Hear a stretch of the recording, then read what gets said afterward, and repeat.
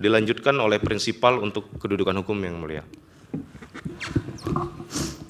Yang mulia Majelis Hakim Konstitusi, perkenalkan saya selaku pemohon 1 akan menyampaikan kedudukan hukum saya dalam perkara ini. Bahwa saya sebelumnya bekerja sebagai staf keuangan di perusahaan PT Mega Mitra Konstruksi, di mana saya selaku bawahan selalu melaksanakan tugas kewajiban serta bertindak atas perintah langsung atasan saya, yaitu Bapak Budi Hardi Surjo sebagai Direktur Utama. Saya bekerja selama kurang lebih 4 tahun dan selalu melaksanakan tugas yang diperintah dengan penuh itikat, baik menjadi karyawan dari Budi Hardi Surjo di PT Mega Mitra. Itu semua sudah dituangkan dalam uraian legal standing apa yang disampaikan Ibu ini? Sudah yang mulia. Yang disampaikan yang diuraikan di legal standing ya? Sudah yang mulia. Iya.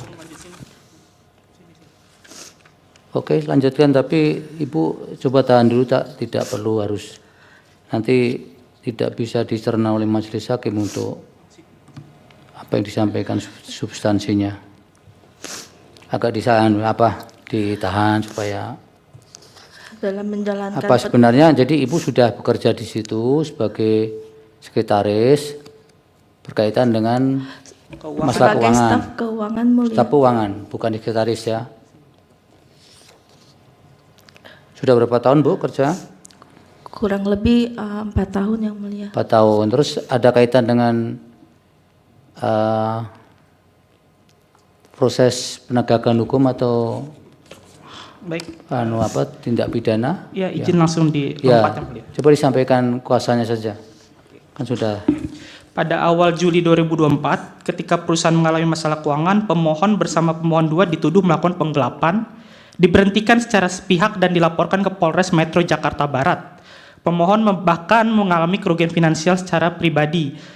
Dalam menjalankan perintah tersebut, pemohon dilaporkan dengan nomor laporan LPB 1314X2025 SPKT Polres Metro Jakarta Barat garing Polda Metro Jaya tertanggal 6 Oktober 2025. Pemohon tidak pernah dimintai keterangan secara patut, tidak pernah diwawancara, tidak pernah diberi kesempatan yang adil untuk menjelaskan. Namun demikian, perkara tersebut tetap dinaikkan ke tahap penyidikan tanpa melalui proses BAP yang sebagaimana mestinya.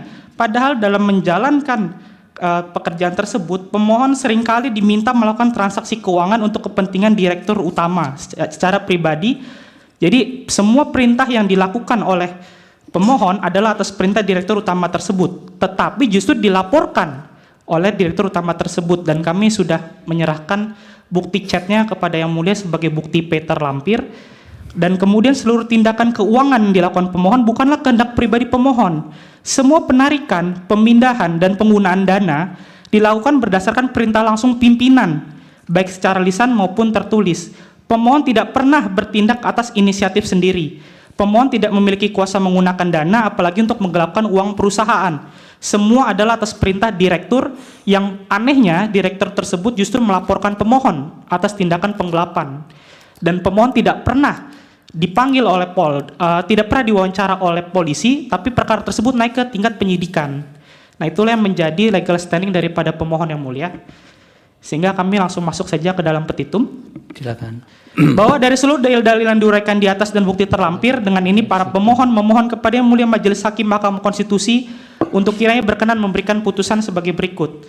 Yang pertama, mengabulkan permohonan para pemohon untuk seluruhnya. Yang kedua, menyatakan pasal 488 Undang-Undang Nomor 1 Tahun 2023 tentang KUHP, tambahan Lembaran Negara Republik Indonesia Nomor 6842, bertentangan dengan UUD NRI 1945 dan tidak mempunyai kekuatan hukum mengikat sepanjang tidak dilengkapi dengan ketentuan ayat tambahan yang berbunyi, setiap orang yang melakukan perbuatan sebagaimana dimaksud pada ayat 1 tidak dipidana sepanjang perbuatan tersebut dilakukan berdasarkan perintah jabatan yang sah dari atasan yang berwenang. Yang ketiga, menyatakan pasal 16 ayat 1 KUHP, yaitu Undang-Undang Nomor 20 Tahun 2025, bertentangan dengan UUD NRI 1945 dan tidak mempunyai kekuatan hukum mengikat sepanjang tidak dilengkapi dengan ketentuan ayat tambahan yang berbunyi. Dalam hal penyelidikan telah menunjuk adanya pihak yang diduga sebagai terlapor, penyidik wajib terlebih dahulu melakukan klarifikasi terhadap terlapor sebelum dilakukan peningkatan perkara ke tahap penyidikan. Keempat, menyatakan pasal 19 ayat 1 Undang-Undang Nomor 20 Tahun 2025 tentang KUHP bertentangan dengan UUD NRI 1945 sepanjang tidak mengatur kewajiban pemberitahuan dan pelibatan pihak yang berkepentingan langsung, yaitu perlapor dan terlapor dalam pelaksanaan gelar perkara.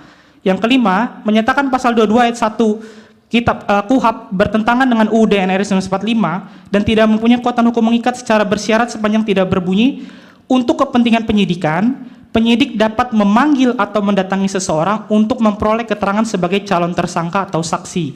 Yang keenam, menyatakan pasal 23 ayat 5 KUHP tidak mempunyai kekuatan hukum mengikat sepanjang tidak dimaknai bahwa surat tanda penerimaan laporan atau pengaduan wajib diberikan kepada perlapor dan terlapor sebagai pihak yang sama-sama berkepentingan langsung dalam perkara pidana.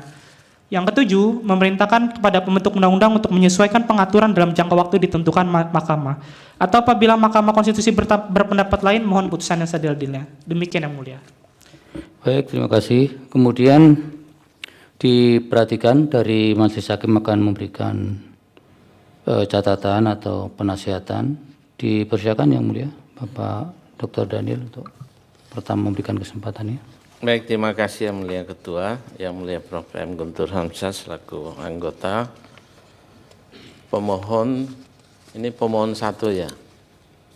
Betul yang mulia. Pemohon satu yang hadir dan kuasa para pemohon ya yang hadir pada saat ini. Selamat tahun baru juga Pak Jiko. Baik, ini saya lihat semangatnya Pak Jiko mengajukan permohonan ini, terutama KUHP ini kan belum ada lembaran negara ya. Harusnya nunggu pas ada lembaran nomor 1. Tapi ini akhirnya jadi nomor berapa nih? 267 nih. Karena sebelum keluar lembaran negara udah diajukan ya.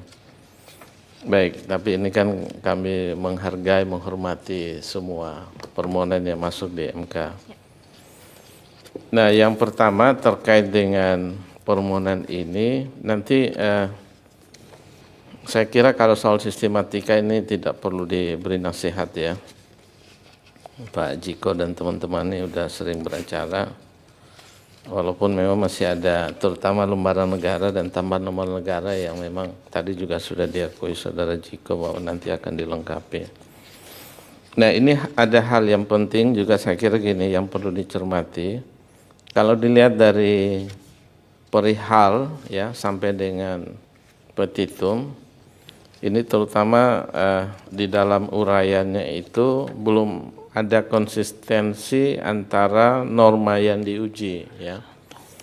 Jadi kalau dilihat di perihal kan ada pasal 488 KUHP, kemudian pasal 16 ayat 1, 19 ayat 1, pasal 22 ayat 1 dan pasal 23 ayat 5. Tapi kalau dicermati di dalam uraiannya itu ada yang tidak lengkap ya, nanti dicermati. Ada yang ditulis pasalnya utuh tanpa ayat. Nah itu supaya nanti ada konsistenan mulai dari perihal isinya sampai dengan petitumnya nanti ya. Supaya ada ini nanti lihat di halaman 15, halaman 25, halaman 36 permohonan ya. Ini catatan yang saya lihat di sini. Jadi supaya konsisten, apakah mau ayat penuh, pasalnya penuh atau pasal dan ayatnya ya. Itu catatan terkait dengan hal ini. Ya, kemudian ini kalau saya cermati permohonan ini, kasus yang diproses ini sebelum berlakunya KUHP yang baru ya. Betul yang mulia. Nanti coba bisa digambarkan nanti perkembangan terakhir sudah sampai di mana.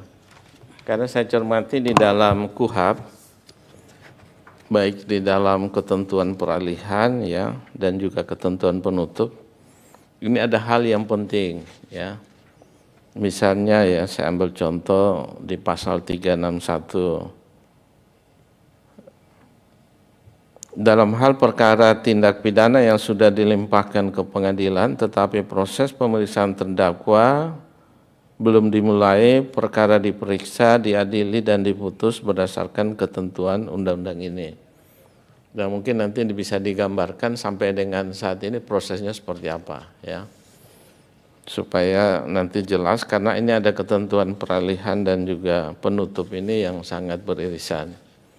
Supaya bisa memberi gambaran pada hakim, jangan-jangan ini belum aktual dengan KUHP yang baru. Kalau yang Undang-Undang 1981 mungkin aktual ya, karena ini belum berlaku misalnya, kan pada waktu mengajukan kan belum berlaku nih. Ini nanti coba Saudara Jiko dan teman-teman bisa menggambarkan itu, menguraikan ya kepada hakim bahwa nanti kerugiannya ini masuk kategori apa, aktual atau potensial ya. Karena ini kan ada ketentuan peralihan ini terkait dengan hal ini. Nah, kemudian